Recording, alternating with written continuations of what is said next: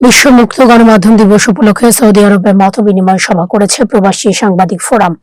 শনিবার রাতে রিয়াদে আয়োজিত এই সভায় বক্তারা বলেন, দেশের ভাবমূর্তি রক্ষায় বস্তুনিষ্ঠ সাংবাদিকতার কোনো বিকল্প নেই।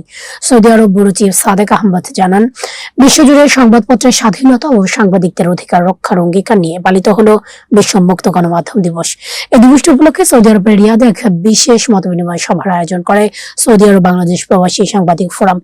সংগঠনের ভারপ্রাপ্ত সভাপতি জাহাঙ্গীর আলম হৃদয়ের সভাপতিত্বে এবং সাধারণ সম্পাদক ফকির আলামিনের সঞ্চালনায় অনুষ্ঠানে প্রধান অতিথি হিসেবে যোগ দেন প্রধান উপদেষ্টা আব্দুল্লাহ আল মামুন।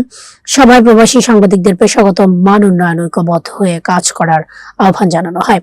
অনুষ্ঠানে বিশেষ অতিথি হিসেবে বক্তব্য রাখেন সহসভাপতি মাওলানা শাহাদাত হোসেন, সিনিয়র যুগ্ম সাধারণ সম্পাদক ওমর ফারুক এবং যুগ্ম সাধারণ সম্পাদক সাদেক আহমদ। এছাড়াও সভায় উপস্থিত ছিলেন আরিফুল ইসলাম, ফকির হাকিম, মিজানুর রহমান ভুইয়া ও ফখরুল ইসলাম সহ স্থানীয় গণ্যমান্য ব্যক্তিরা। বক্তারা বলেন, দেশের গণতন্ত্র সার্বভৌমতা রক্ষায় গণমাধ্যমের ভূমিকা অপরিসীম। বিশেষ করে প্রবাসের মাটিতে রাজনীতি ও স্বজনপ্রীতির ঊর্ধ্বে থেকে সত্য স্বচ্ছ সংবাদ পরিবেশনের মাধ্যমে দেশের ভাবমূর্তি উজ্জ্বল করতে সাংবাদিকদের স্বাধীনভাবে কাজ করার উদাত্ত আহ্বান জানান তারা।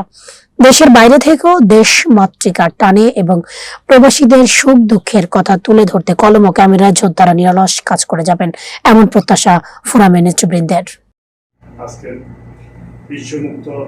আজকের আমাদের এই আলোচনা সভায়